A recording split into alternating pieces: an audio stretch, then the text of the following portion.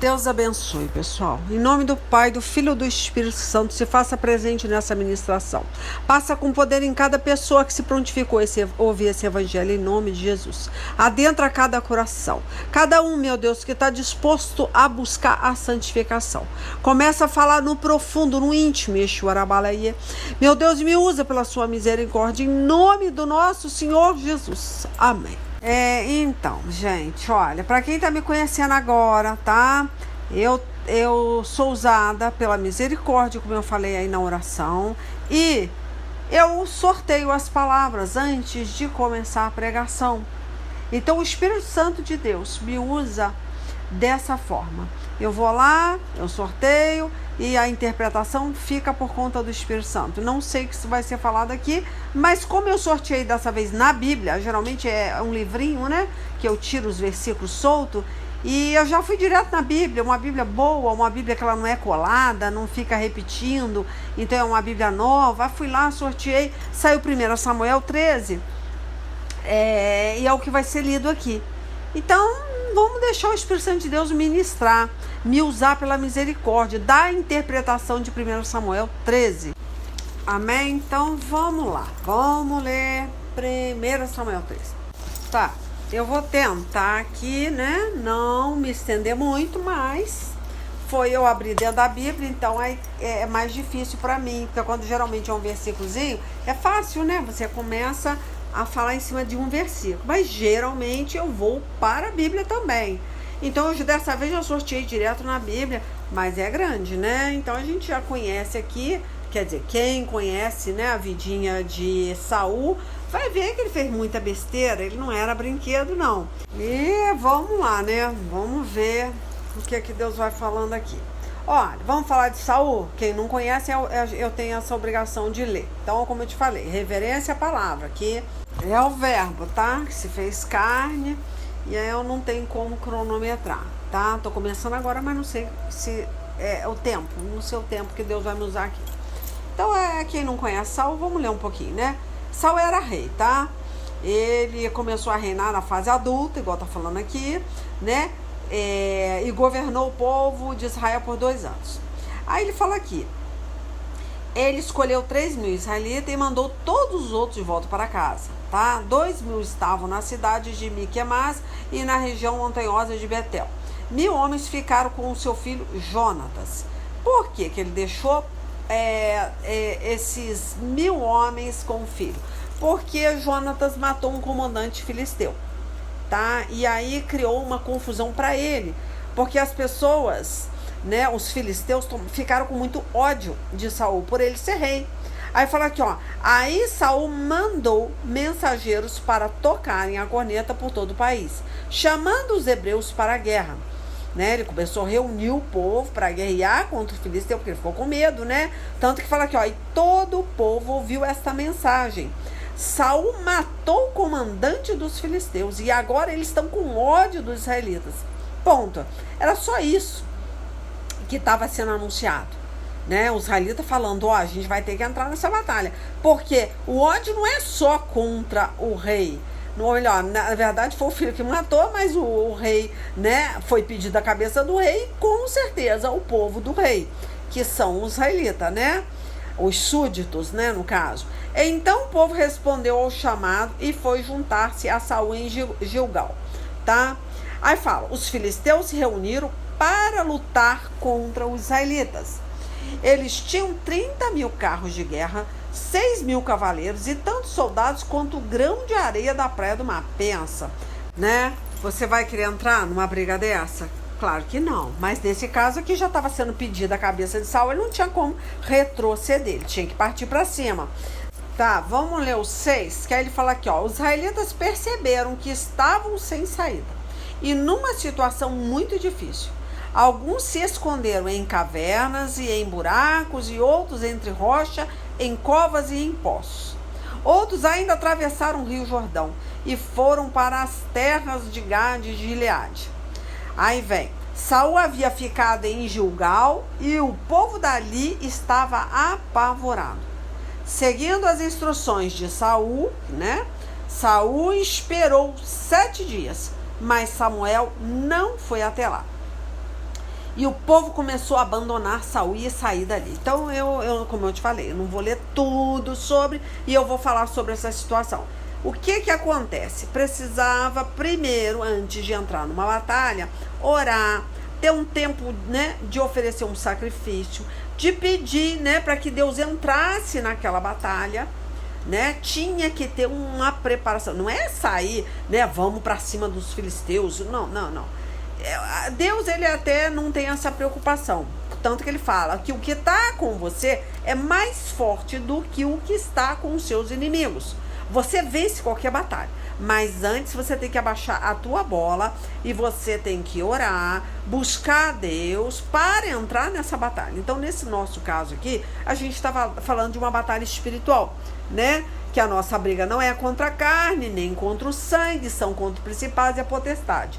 Lá em Efésios 6, né?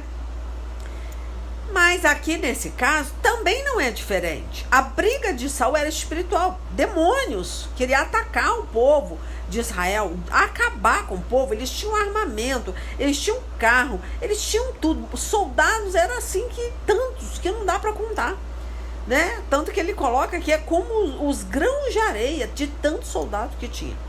Como que você vai entrar numa briga dessa, né, numa guerra dessa, sem um preparo? Aí você vai falar, mas é mesmo, eu tenho que ir lá, né, amolar minha foice, amolar minha espada e não sei o que. Não, Deus não está pedindo nada disso. Ele não quer, tá, que você tenha um armamento pesado para lutar com o seu inimigo. Ele não está falando de arma, né, ele está falando de você ter um preparo espiritual. Isso é em qualquer situação da sua vida, tá? É saúde, é uma briga, né, na justiça, é qualquer coisa que você for guerrear. Obviamente, né, Deus fala, tanto que ele falou com Pedro, ó, levanta a espada, não empunha a espada, porque não é pela espada, não é pela força. Então quer dizer que Pedro, quando ele arranca, né, a orelha daquele soldado romano, né, a vontade dele realmente era arrancar a cabeça. Mas Deus não permitiu que ele fizesse essa atrocidade.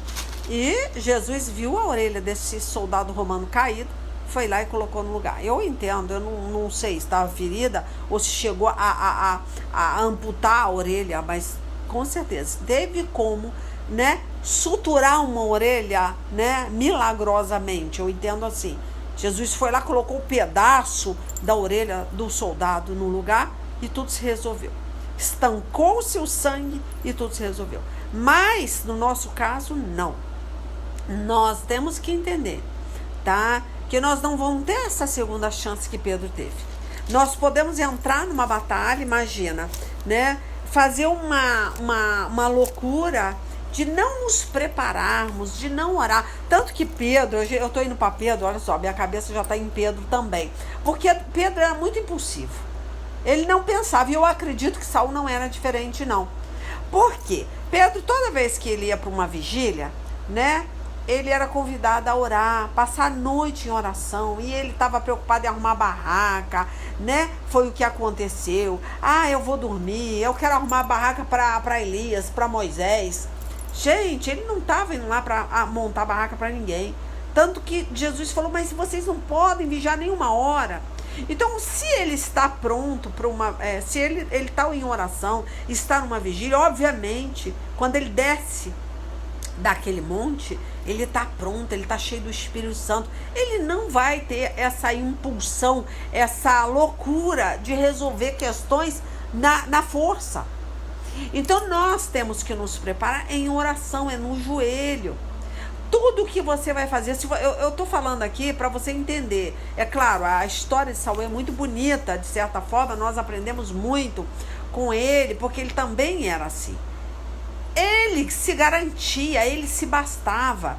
Nós vemos aqui que ele tinha um combinado, né, com o profeta, né, Samuel, que era oferecer sacrifício antes de qualquer guerra, qualquer batalha. Ele tinha que prestar essa reverência. Então, quem ele tem que chamar? Aí entra aquele negócio. Você, né, é médico? Sou médico. Eu conheço a minha enfermidade, eu conheço a minha patologia. E aí entra a soberba, né? Eu entendo, eu estudei e eu posso resolver a minha situação. Então a gente está falando de várias situações que entra a soberba. O Saul era rei, imagina. Ele não tinha os mesmos armamentos dos filisteus, né? A gente vê aqui, que nós lemos, que eles tinham 1000 cavaleiros, tantos que não tinha como contar, era como um grão de areia do mar, né? Muitos carros, aqui olha que fala, ó, eles tinham 30.000 carros de guerra. Pensa, não tinha como, né? Você tem que ver, né, espiritualmente, você vencendo uma batalha dessa. É totalmente espiritual, é no sobrenatural. Então a mesma coisa é na sua vida. Não importa o que você está passando, você tem que enxergar o sobrenatural. E como você vai lutar com o sobrenatural de uma forma natural? Não tem como. Mas tem pessoas que elas têm uma soberba. Tem pessoas que passam por cima de uma obediência, né? De um tributo a Deus, de um sacrifício a Deus. Você acha mesmo que Deus vai se agradar? Claro que não. Então nós temos que ter essa reverência. Tudo que você for fazer, não importa se for uma enfermidade para a morte, não importa se for uma guerra, né, judicial, não importa se for uma guerra entre a sua família, né, é demônios que estão atuando ali. Pedro, ele foi entender isso depois, quando Jesus falou para ele, ó, é antes que o galo cante, 3 vezes você vai me negar. Então ele não tinha um preparo, ele não permaneceu numa vigília, ele não buscou a Deus devidamente para vencer uma tentação. Jesus já sabia o que ia acontecer e Jesus cutucava ele, ore, para de pensar em dormir. Será que vocês não podem vigiar comigo nenhuma hora? Né? Foi até o convite que eu tenho feito aqui, né? Esse tempo de carnaval, vamos fazer uma vigília. Poucas as pessoas aceitam fazer uma vigília. Eu não estou mandando ninguém vir para minha casa e eu não vou para casa de ninguém, não estou chamando ninguém para a igreja. Eu só estou falando para mães, pais se levantarem pela madrugada e buscar pelos seus filhos. Eu vejo mães chegando para mim, ai, mas filho dá muito trabalho depois de adulto. Eu não durmo, eu não tenho paz, meus filhos saíram pro carnaval e ficam fora de casa 3 dias, eu não tenho sossego, meu Deus. Ué, como você não tem sossego? Se Jesus é a sua paz, você tem que ter paz.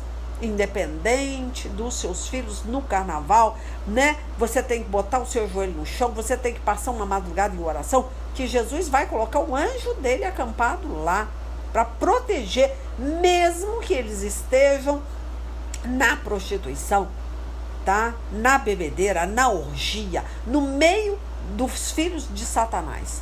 Deus vai proteger o seu porque você está em oração. Mas não, eles não querem, eles só sabem reclamar. Ai, ora por mim, fica pedindo, né, para orar. Ah, é terceirizando oração.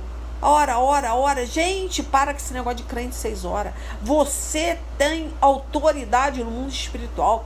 Basta você se levantar da tua cama 3 horas da madrugada, ou então de meia-noite às 5 da manhã, ou passe em vigília, em oração. Mas ninguém quer pagar preço, tá? E Deus faz o quê? Levanta uma outra pessoa para pagar preço, mas um dia você vai responder, né? Pela seu comodismo. Um dia você vai prestar conta por isso. Porque você quer terceirizar oração, pedir a terceiros para cobrir a sua família com oração. Não que seja errado, mas você não pode simplesmente virar para o canto e dormir. Quando nós pedimos uma intercessão para nos guardar, para entrar numa guerra, é porque nós também estamos nessa guerra. Não é simplesmente jogando a pessoa na guerra, ó, ora aí, busca aí, faz vigília para minha família e eu vou dormir. Como Como assim?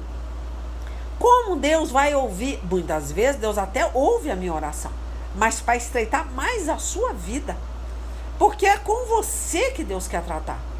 Então, quando eu oro, as coisas não funcionam do jeito que você quer. Mas você orou, aconteceu isso, você orou, meu filho morreu, você orou, né? Minha filha foi estuprada. Quantas situações eu vejo aqui. Você está orando, mas está acontecendo o contrário. Porque Deus muitas vezes está entrando, batendo na porta, mas você não está abrindo para fazer morada. Infelizmente, eu tenho orado, mas atrocidades têm acontecido porque Deus está chamando você para ouvir a Ele. Não é para acontecer essa desgraça na tua casa, não é para isso que eu estou orando. Mas eu quero que você ouça Deus te chamando para orar pela sua família, né? Então, voltando aqui em Saul, que é isso que eu falo, eu vou fugindo, né, um pouco do que está escrito na leitura, porque aqui quem está falando é o Espírito Santo, não sou eu. Então aí ele vai direcionar, ele vai falar o que ele quer. Então a prepotência de Saul foi, vamos lá para a história de Saul, né?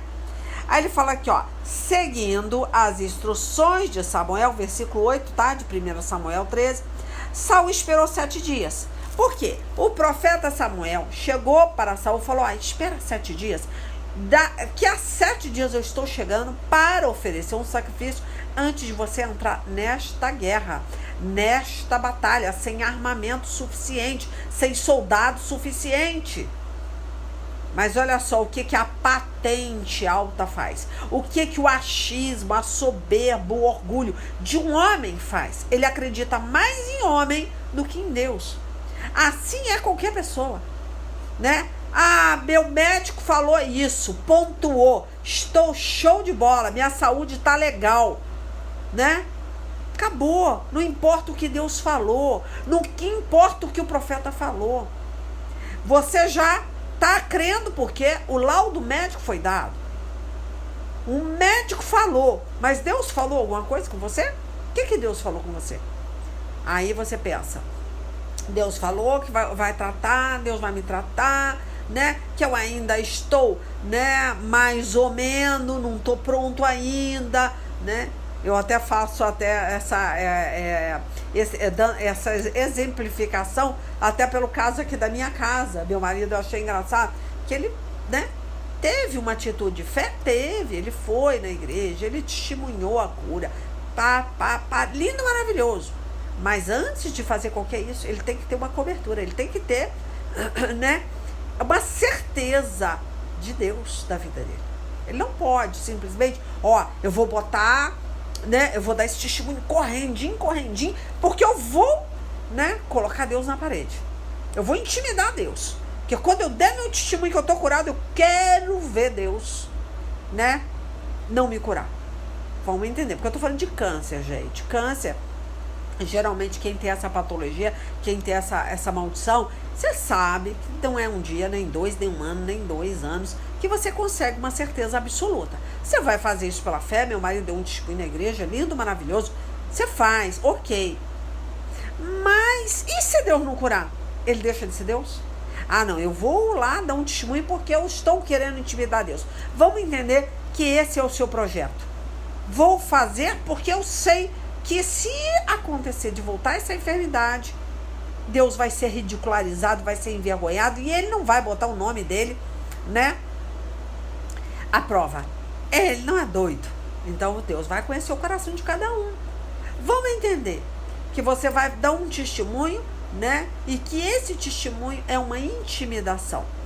Para que você entenda que se Deus não faltar com a palavra dele, ele vai ser ridicularizado da igreja inteira. Não vai. Não vai. Eu tô colocando aqui porque é a situação de um câncer. Se fosse de repente outra enfermidade, não. Você tem fé? Amém. Ok, recebeu a cura, glória a Deus. Mas não com essa pretensão. A mesma coisa é uma guerra. Olha, se Samuel não chegar, eu vou sacrificar. Porque eu sou o rei, eu posso fazer. E eu tenho soldados bons, eu sou temente a Deus. E eu entrar nessa batalha, eu vou vencer. Aqui aconteceu isso. Eu tô lendo, gente, não fui eu que escolhi essa palavra. Fala, Aí ele fica esperando Samuel 7 dias, né? Ó. Mas o que acontece, ó? E o povo começou a abandonar Saul e sair dali. Por quê? Porque Samuel não foi. Ó, então Saul lhe disse: tragam os animais para o sacrifício. Porque Saul começou a ver o povo dar no pé. Falou: eu não vou entrar nessa batalha sem Deus, sem sacrifício. Samuel não veio oferecer sacrifício. Eu não vou. Eu vou dar no pé. Saul fez o quê? Eu sou rei. Se Samuel chegou atrasado, eu vou sacrificar, eu vou fazer isso, e vou lutar e Deus vai estar comigo. Aí entra a soberba. Né? Até engraçado, que eu achei engraçado meu marido dentro da igreja, que eu falei assim, ele estava muito ansioso, ele estava ansioso, que ele queria dar o testemunho logo. Ele falou: não, eu já fiz um propósito com Deus, eu tenho que dar esse testemunho, que eu fui curado e tal. Eu falei: pô, legal. Só que ele falou assim: será que o pastor vai me chamar mesmo?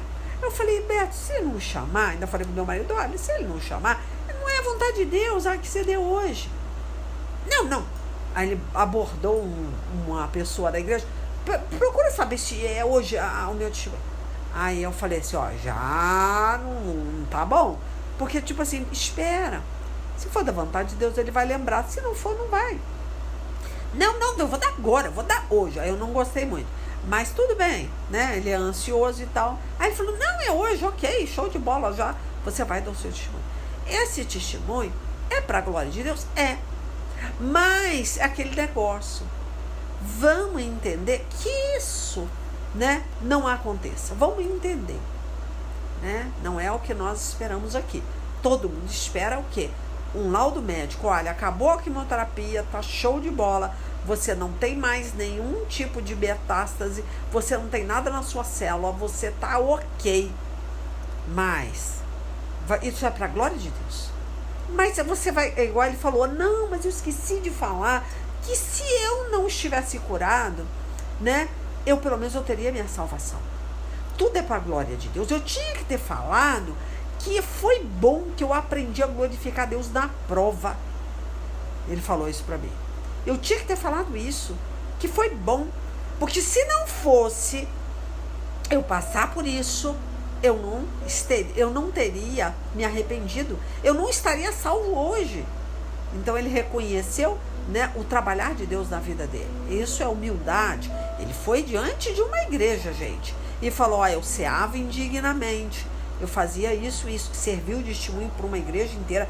Não é brinquedo você dar a sua cara a tapa. Isso foi humildade, ele reconheceu isso, glória a Deus, né? E hoje eu passei por isso, mas foi bom porque eu entendi o trabalhar de Deus e eu aprendi da glória a Deus da prova. Mas é isso que eu falo, a gente tem que fazer tudo para glorificar a Deus. E se acontecesse de estar num leito, né, esperando a morte, você ia deixar de glorificar a Deus? Porque Deus teria te salvado? Vamos entender que Jesus falasse assim para você: ó, minha graça te basta. Você não glorificaria? Você não ia numa igreja e falar: hoje eu sou salvo, se eu morrer hoje eu vou salvo. Glória a Deus. Deus fez, louvado seja Deus. Deus não fez, louvado seja Deus. Não foi assim que Jó falou no capítulo 2, no capítulo 3, né? Deus deu, Deus tirou, né? Louvado seja Deus. Então, aqui não, a gente vê o Saul não respeitando um profeta, a palavra de um profeta, né? E essa palavra não pode ser esquecida. Se um profeta chegou para você e deu uma palavra, você tem que pensar, falar: por que o profeta falou isso, né? Aí entra Saul. Saul ele desfez, né, da profecia de Samuel. Saul foi lá e ofereceu o sacrifício no lugar do profeta. Tipo assim: eu vou cancelar essa profecia do diabo. Eu não vou esperar esse homem. Se ele não veio, acabou, né? Eu não vou ficar esperando. Eu simplesmente vou oferecer, né? Porque se ele não veio, é porque ele está falando que eu vou perder a guerra. Os meus soldados estão indo embora. Eu não vou perder essa guerra, porque senão quem vai perder a cabeça sou eu. Então olha o que ele faz aqui, ó.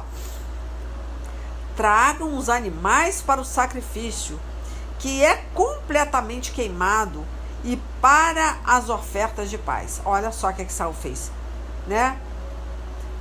Aí Saul, ele pede, traga os animais que era para esperar o profeta para sacrificar.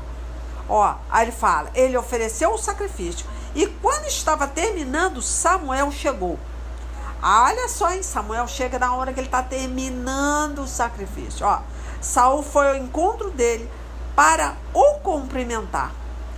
Mas Samuel disse, o que foi que você fez? Saul respondeu, eu percebi que o povo estava me abandonando e indo embora. Você também não veio como havia prometido. E os filisteus já estavam reunidos em Miquimás. Olha só, ele estava preocupado, né? O povo inimigo já estava reunido, Aí eu pensei, olha o pensamento, aí pensar, né? Aqui no caso, esse pensamento é um dardo inflamado do diabo. É uma seta satânica. É o diabo que botou esse pensamento. Aí ele não vem de Deus. Aí eu pensei, os filisteus vão descer a Gilgal para me atacar. E eu ainda não tentei conseguir a ajuda de Deus, o Senhor. Olha só, eu não tentei conseguir. Então, vamos entender. Você vai lá, glorifica a Deus, né? Ou até dá um testemunho, igual no caso aqui que a gente, né? Eu tô dando um exemplo aqui, né? Do meu marido, que cessou a quimioterapia, foi dar um testemunho, glória a Deus por isso. Mas vamos entender que o coração dele é intimidar, é passar.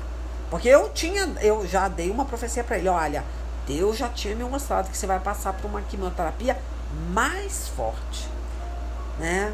E graças a Deus ele não passou. Mas Deus já tinha me mostrado isso. Mas tenho orado, eu tenho buscado. Mas essa profecia, ela não foi cancelada. Falou, Deus falou que você vai passar por uma segunda quimioterapia. E vai precisar você ter mais força.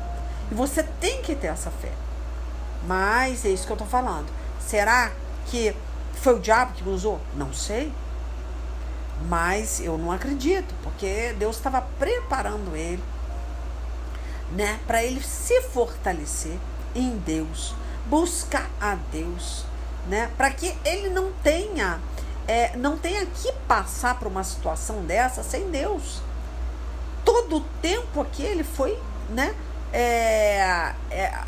discipulado, oração, coberto com oração, com vigília, né, com conselho, com ajuda espiritual. Nenhum momento aqui, né, Deus abandonou ele. Ele sabe disso. Então, quando Deus, né, ele dá uma profecia, não é para nos colocar medo, mas é para a gente orar, buscar saber de Deus, né? Então, acontece muitas vezes, né, que você tem uma profecia e você fala assim, é o diabo, eu vou passar na frente de Deus e vou dar um testemunho, né, para que esse testemunho venha me resguardar. Porque a partir da hora que eu bato de frente com Deus, né, eu coloco Deus na parede, acabou. Deus não vai poder fazer mais nada contra mim, porque senão eu vou, né, falar que Deus fracassou. E aí entra o quê? A soberba da pessoa. Então tem que ter muito cuidado. Deus vai visitar o coração. É o coração de cada um de vocês, né? Até o seu testemunho tem que ser puro, tá? Quando você faz alguma coisa, você tem que esperar o profeta falar. O que o profeta disse?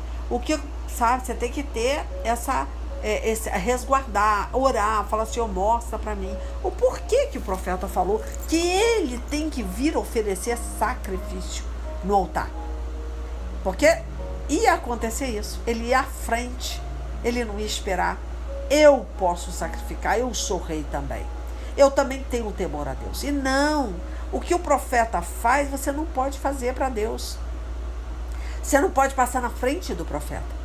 Você não pode simplesmente falar, não, o que o profeta falou não interessa. O que importa é que eu sou o rei. Então, esses cuidados tem que ter, né? Aí Deus vai ver dentro do coração, como é que está. Será que é só uma aparência de crente?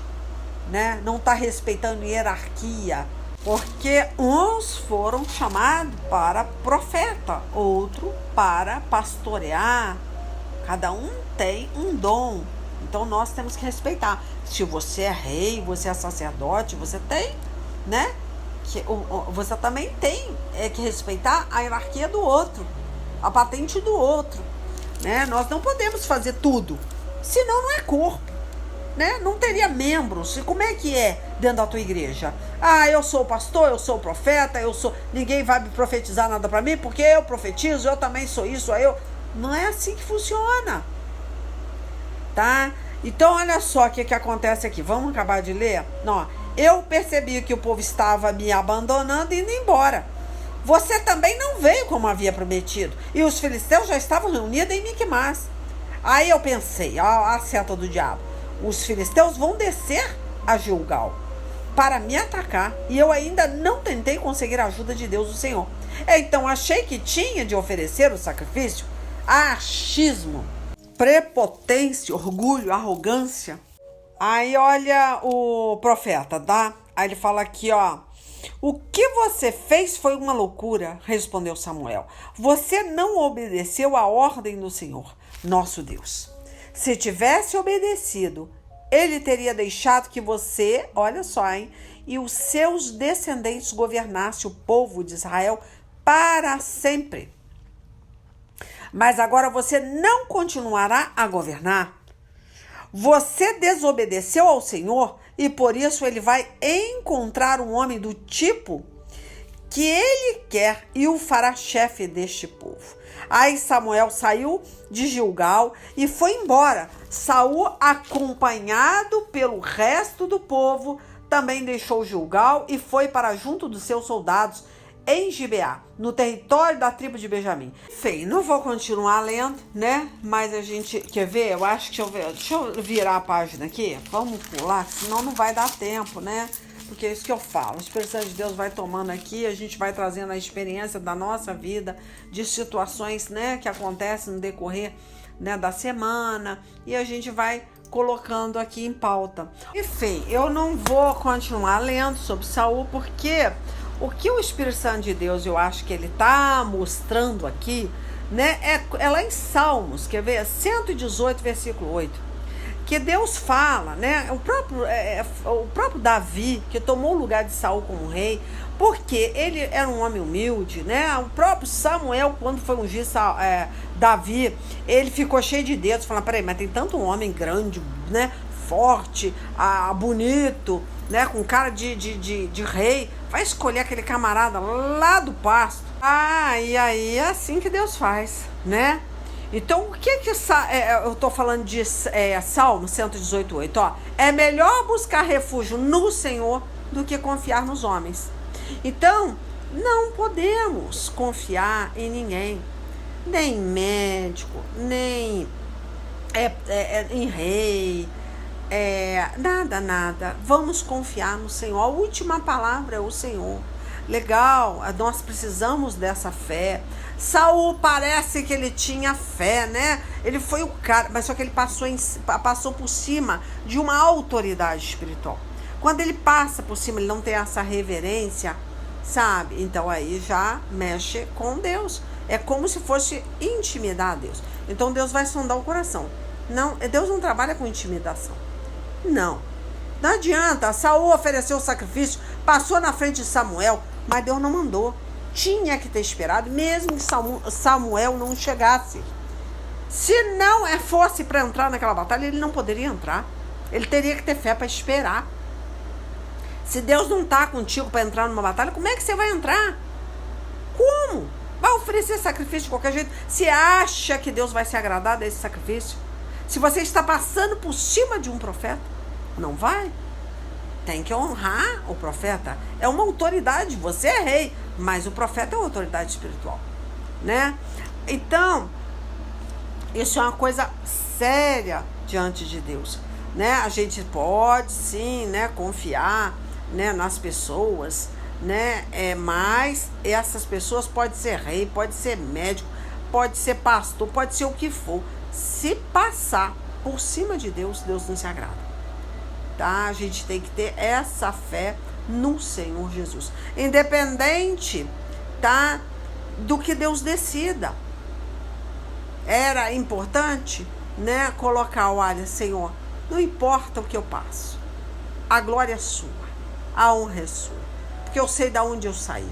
Eu sei que para chegar aqui, né, para estar diante do Senhor e te adorar, né, pelo que o Senhor é, não pelo que o Senhor vai fazer ou o que o Senhor fez, né? Então isso, com o tempo a pessoa vai adquirindo essa sabedoria, então é importante, então tem que ter muito cuidado, né? Muito cuidado para a gente não ter essa interpretação errada de Deus, né? Achar que nós podemos dominar todas as coisas, né? Vou correr, vou fechar aquela porta, vou fechar aquela ali. Nós não temos controle de nada, tá? Aí entra a oração de humildade. Senhor, é o Senhor que decide da minha vida. É o Senhor que vai permitir ou não eu entrar nessa batalha. Vocês que estão ouvindo essa pregação, tá? Pense nisso. Não é com a força dos seus braços. Nada que você fizer. Nada. Ai, mas eu quero trabalhar muito, deixar muito dinheiro aplicado, investido em imóveis, em coisas, herança para os meus filhos. Você não adianta, que você não é isso que Deus está pedindo de você. Você quer guardar os seus filhos? Guarde uma vida de santidade, de oração, de vigília. Nada, nem os seus conselhos vão ajudar. Porque se esse conselho não vier do trono de Deus, não vai ajudar. Se você não tiver uma vida de santificação e seu filho não ver a sua vida no altar, nada vai adiantar isso. Porque nós precisamos ser exemplo. Podemos confiar em pessoas sim, mas pessoas que são realmente instrumento de Deus, tá? Instrumento de Deus. Agora, né, qualquer um vai te trazer essa paz, né? Uma pessoa que tem um diploma, que é um médico, pode te trazer alguma paz? Não se fie nisso, tá? A sua paz tem que estar em Cristo, independente do laudo, de qualquer coisa. Você tem que estar em paz, você tem que estar feliz, né? E glorificar a Deus quando está na prova. Não, depois da prova, né? Quem não glorifica a Deus? Ah, é lindo, né? Você não está sofrendo, você não está passando por isso, você vai glorificar a Deus pela feitura dele, mas temos que glorificar antes de Deus fazer. Deixa eu ler aqui, abrir aqui, Romanos, tá? 5, que fala, né? Aceitos por Deus, é o tópico aqui.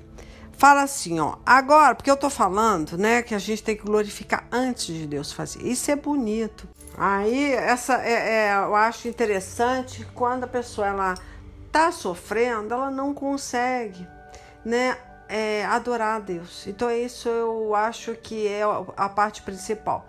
Tanto que eu até falei, né, que meu marido, né, quando deu o testemunho, ele queria ter falado isso. Ele falou assim, poxa, mas o mais importante é você glorificar a Deus durante a prova, não depois. Mas aí, eu lendo isso aqui, você vai entender o que é Deus te aceitar, né? Que Deus, ele vai trabalhar, nunca, o trabalho de Deus não vai terminar. Nós nunca estamos prontos, gente, não existe. Ah, agora eu fui trabalhado, passei na olaria, estou pronto. Nada, não tá, eu não tô, ninguém tá pronto. Sempre vai ter uma situação, uma questão que Deus vai te aperfeiçoar, que você vai ter que crescer, tá? Não existe. Ó, aí fala aqui, ó.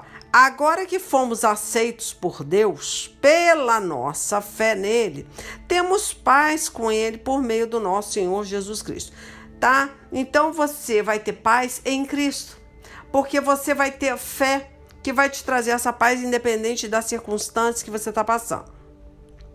Tá? Você vai ter, ó, temos paz com ele por meio do nosso Senhor Jesus, tá? Foi Cristo quem nos deu, por meio da nossa fé, esta vida na graça de Deus.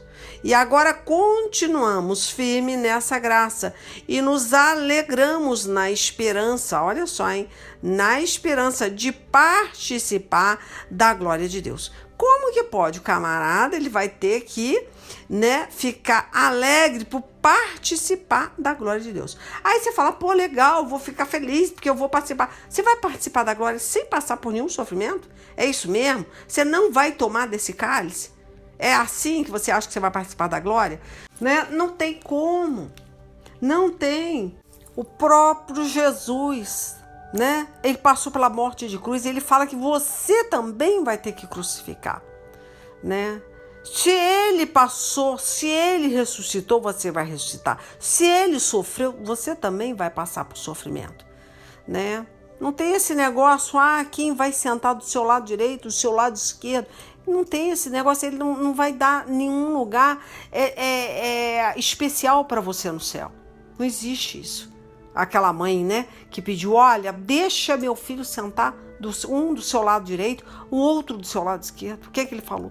Ele falou assim, olha, será que eles podem tomar do cálice que eu vou tomar? Só que eles falaram, podemos. Aí ele falou, sim, vocês vão tomar, vocês podem tomar sim, porque é o meu sofrimento. Se você quer participar da minha glória, você vai participar do meu sofrimento. Não vou dar lugar de honra para ninguém sem pagar preço, né? Vamos continuar lendo aqui. Aí ele fala, né? Que fala assim. Ele fala assim, né? Foi Cristo quem nos deu, por meio da nossa fé, esta vida na graça de Deus. Tá? Eu estou repetindo. E agora continuamos firmes nessa graça e nos alegramos na esperança de participar da glória de Deus. E também nos alegramos, aí vem a parte que eu falei, e também nos alegramos nos sofrimentos, pois sabemos que os sofrimentos produzem a paciência. A paciência, tá? Aí ele vem agora aqui. A paciência traz a aprovação de Deus. Então, você vai ter que se alegrar no sofrimento, olha só a situação, da glória, a hora que o negócio estiver bombando, tá? Pois você vai descobrir, tá? Que o seu sofrimento vai produzir o quê? Paciência. Você não vai ter esse controle, porque é isso a que Deus não se agrada e não se agradou na vida de Saul. Ele achava que tinha controle. Eu não dependo de profeta. Profeta não vai dar a palavra final aqui. Se ele não vier, eu sou rei. Eu temo a Deus, eu conheço a Deus. Eu vou pegar e vou sacrificar esse animal aqui, vou adiantar minha vida. E acabou. Não é assim, você não vai ter cobertura porque você não está respeitando o profeta. Isso que eu tô falando. É lá em Mateus 10, do 34 em diante, você vai lá vendo, né, que Deus fala que aquele que não honrar, não deu um copo de água ao profeta, não respeitar o profeta. Quando você dá um copo de água ao profeta, você recebe a bênção que está sobre aquele profeta. E quando você não ouve, não obedece, não reverencia aquele profeta como autoridade de Deus, você está sobre uma maldição. Quer ver? Vou dar uma lida lá. É melhor vir aqui que a gente fala, mas a gente não guarda, né, na cabeça. Ó, é o 40, tá? É Mateus 10, 40. Fala assim, ó. Quem recebe vocês está recebendo a mim, tá? Aí, no caso, a pessoa que está pregando as boas novas, né? E quem me recebe está recebendo aquele que me enviou. Agora vem, ó. Quem receber um profeta, porque este é profeta, terá uma parte da recompensa dele. E quem receber uma pessoa boa, porque ela é boa, terá uma parte da recompensa dela. Até uma pessoa boa, tá? Você tratando ela bem, você recebendo ela, você vai estar também sobre as bênçãos dessa pessoa. Ó, eu afirmo a vocês que isso é verdade. Quem apenas por ser meu seguidor der, ainda que seja um copo de água fria ao menor dos meus seguidores, certamente receberá a sua recompensa. Então, o que está sobre a vida do profeta vai também estar com você. Porque você está recebendo um profeta, uma autoridade de Deus. Ó, quem receber um profeta, porque este é profeta, terá uma parte da recompensa dele. E quem receber há tanto um profeta como uma pessoa boa. Imagina uma autoridade, né? Aí você vai ter também as bênçãos que estão sobre a vida daquela pessoa. Tanto que se você andar com uma pessoa amaldiçoada, você também vai estar sobre uma maldição, tá? Então não é só as pessoas boas ou um profeta. Também as pessoas que você se junta, que você se colia, você vai também ter a maldição que está sobre a vida daquela pessoa. Como Jonas, né? Lá naquela embarcação. Foi maldição para todos aqueles marinheiros, aquelas pessoas que estavam dentro da embarcação. Por quê? Porque estava sobre a rebeldia de um profeta. A maldição que estava sobre Jonas estava, né, fazendo com que todas as pessoas estavam respondendo pelo pecado dele. Então é fria estar do lado de pessoas amaldiçoadas. Enfim, vamos voltar aqui para o 5 que eu quero finalizar. Aí ele fala aqui, ó. Aí ele fala, tá. Aí produz o que? A paciência é o quê? O sofrimento. Porque você não vai ter como resolver. Né? Você não vai poder controlar aquela circunstância, aquela situação, aquele sofrimento. Não tem como. Eu vou dar um jeito, porque assim Deus vai ter que fazer, porque eu sacrifiquei, fui lá e não esperei profeta, eu mesmo fiz. Você acha mesmo que Deus vai querer que você passe por cima de uma autoridade? Não vai. Não agrada a Deus, tá? Aí ele fala aqui, pois sabemos que os sofrimentos produzem a paciência, tá? Então você vai saber esperar com paciência no Senhor. A paciência traz a aprovação de Deus e esta aprovação cria o quê? Esperança. Então esperar não é ficar de braço cruzado ou esperar uma coisa que você está vendo. Eu estou esperando agora porque eu estou vendo as coisas acontecer. Não, você tem que esperar em Deus, independente se não estiver vendo. Aí é esperar com paciência, é sofrer com resiliência, tá? É você pegar um laudo médico e falar, meu Deus, deu ruim. E você falar, não, eu estou descansado, eu sei que Deus está na minha vida. Eu vou cruzar o braço, eu vou ter paz para viver o que eu tenho para viver, porque é Deus. Então essa é a questão. Se desse ruim, você teria que ter essa tranquilidade. Porque a sua paciência vai trazer o que? A aprovação. Se você não tem paciência na tribulação, no sofrimento, Deus não vai te aprovar. Se Deus não te aprova, você vai levar mais porretada, tá? Porque enquanto você não tiver aprovado, não tem como. Então, meu filho, meu povo, minha pova, escuta o que o Espírito Santo de Deus está falando. Por favor, tá passando por prova? Tenha paciência. Ninguém está mandando que você não pode correr para um médico, correr, né? Não, você tem que fazer o que dentro das suas possibilidades.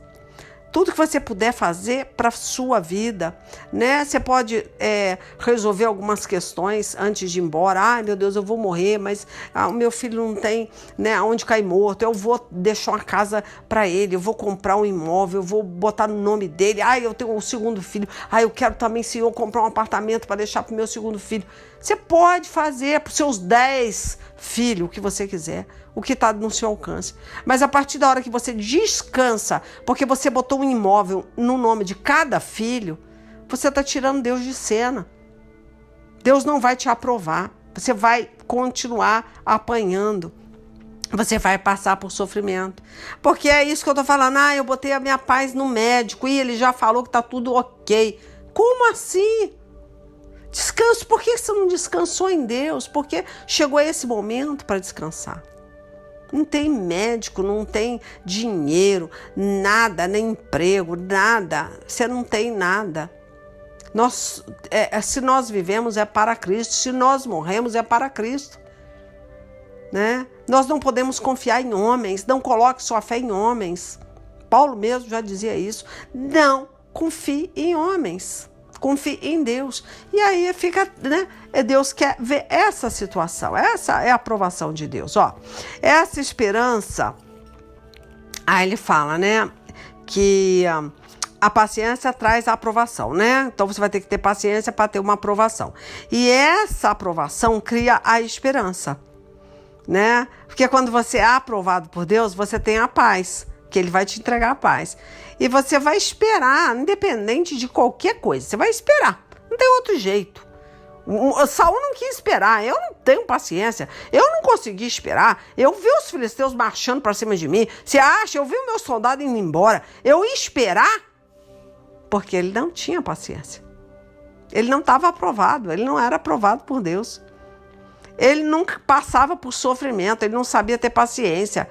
Ele não sabia, ele não conseguia produzir essa paciência porque ele não sofria.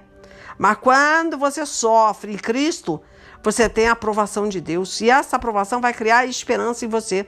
Você vai saber esperar com paciência.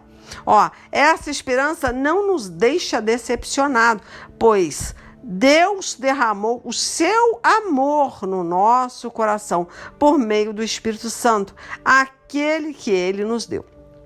De fato, quando não tínhamos força espiritual, Cristo morreu pelos maus no tempo escolhido, né? Então, no tempo escolhido por Deus, dificilmente alguém aceitaria morrer por uma pessoa que obedece às leis.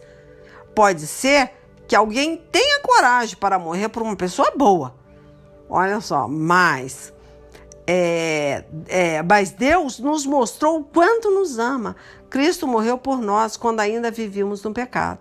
E agora que fomos aceitos por Deus por meio da morte de Cristo na cruz, né? Ele fala, é mais certo ainda que ficaremos livres por meio dele do castigo de Deus.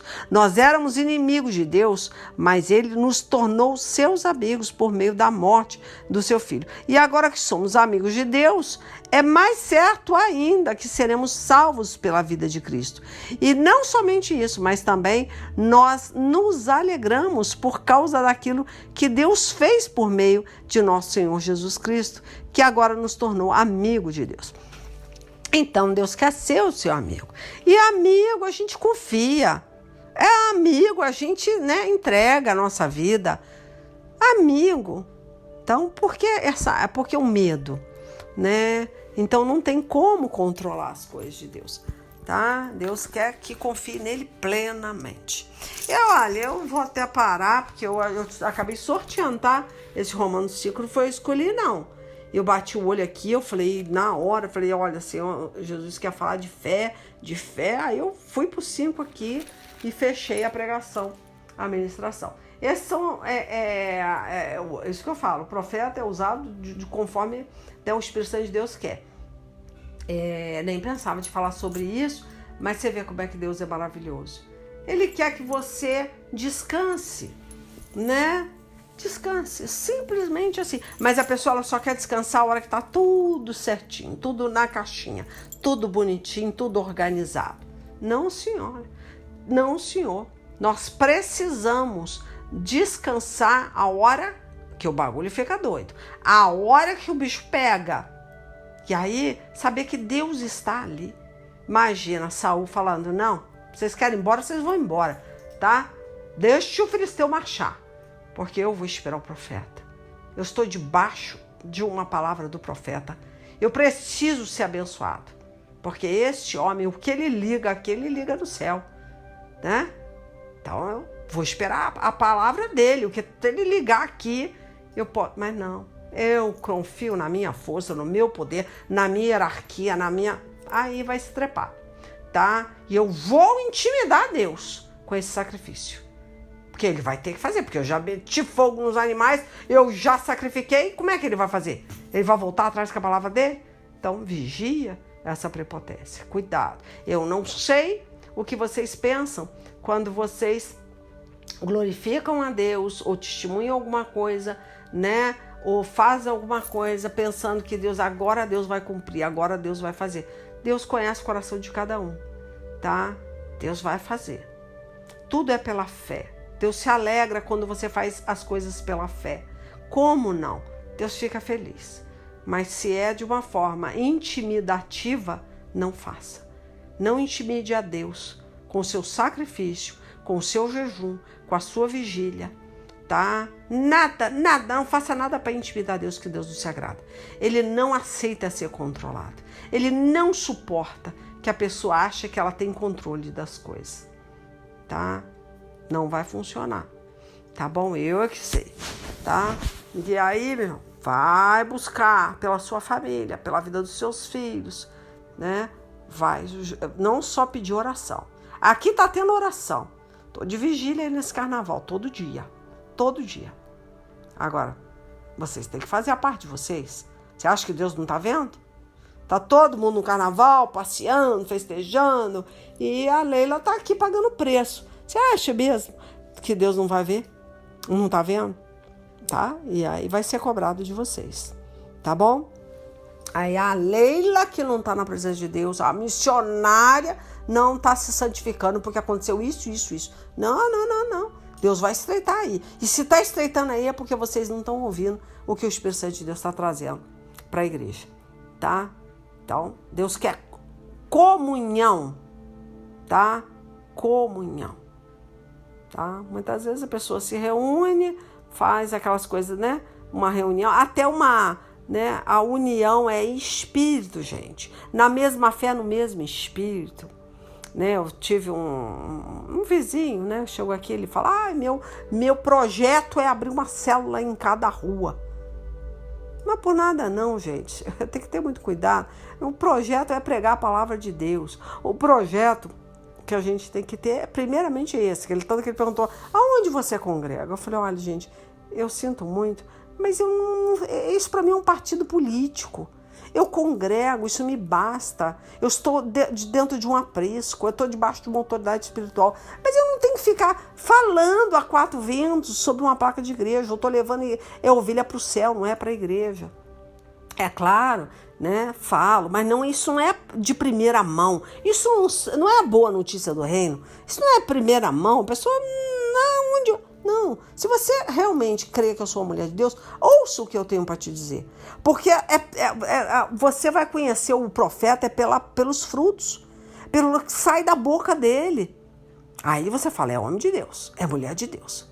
Não é porque tem, né, tá falando de igreja ou tem várias células. Não, isso não é o suficiente. Eu até digo mais, célula é uma coisa perigosa. Porque a célula lá é onde entra o vírus. Tem que ter muito cuidado com esse negócio de célula. Primeiro que não é corpo, é célula. Ela está ali propensa a pegar um vírus. Então tem que ter muito cuidado. Não, nada contra. Eu espero que ele abra mesmo, tá? Uma em cada rua, como ele quer. Mas não ficar só nisso. Vamos crescer nesse sentido, que é pregar o evangelho a todas as criaturas. Se é da nossa rua, se é da nossa cidade e se é do nosso bairro, não importa de onde é. Pregamos o evangelho. Esse é o ID, né? Esse é levar as boas novas. Né? Lá em João 15, né? Temos que estar nessa videira verdadeira. O resto é fria. Pode ser a falsa. Então, nada de ficar levantando placa de igreja. Parece um partido político. Jesus está aqui. Não, aqui Jesus não está. É cada um defendendo. É uma politicagem. Eu não gosto disso. Tá? Eu acho que primeiro você tem que levar Jesus para a pessoa. Ele é o caminho, a verdade e a vida. Ele é o caminho. Depois, se a pessoa quiser mesmo congregar, né? Aí, né, fica a critério da pessoa. Você fala, você pode convidar, tá? Mas isso aí não é de primeira mão. Enfim, gente, fechando a pregação. Quem tá ministrando aqui, né? Aí você vai lá no canal, porque eu vou entregar isso aqui em áudio para a maioria. É só escrever leilalima.com, tá bom? Ou então missionária Leila Lima e vai ouvir as pregações antigas lá no canal do YouTube, tá bom? Deus abençoe e fica a dica aí, gente, tá? Não bate de frente com Deus, não acha que você controla nada, tá bom? Não intimida Deus, só agradeça, tenha paz, independente do que você está passando. Nada que você vai fazer vai mudar, né? Nada, não vai mudar, a não ser que você faça por amor, porque Deus fala que o amor muda todas as coisas, né? O amor, tudo por amor você pode fazer. Eu amo, eu vou fazer porque eu amo, eu creio. Mas se não acontecer, eu vou continuar amando do mesmo jeito, tá? Deus abençoe, até a semana que vem, se assim Deus permitir. Beijo.